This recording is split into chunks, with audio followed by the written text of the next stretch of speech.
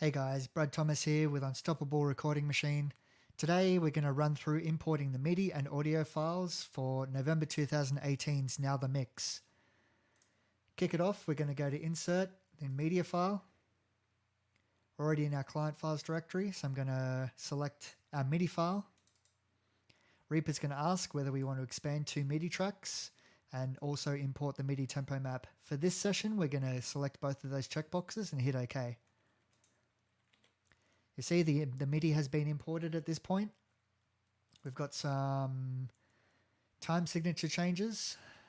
So it's standard 170 BPM, but we've got one bar of 3/4 here and a bar of 2/4 here, as you can see. So next we're going to reset the playhead, add a new track, not there, at the bottom. So that'll be a base for Reaper to import the audio files. We're going to insert media file.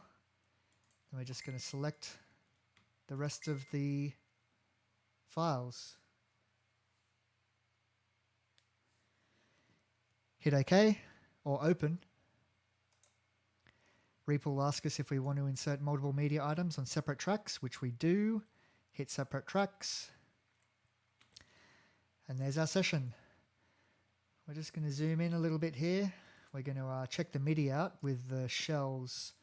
It's both kick, snare, and we've got 3 or 4 toms here.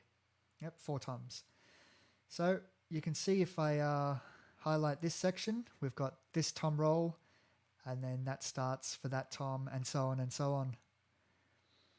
So we can use this MIDI to sample replace and whatever else. Everything looks good.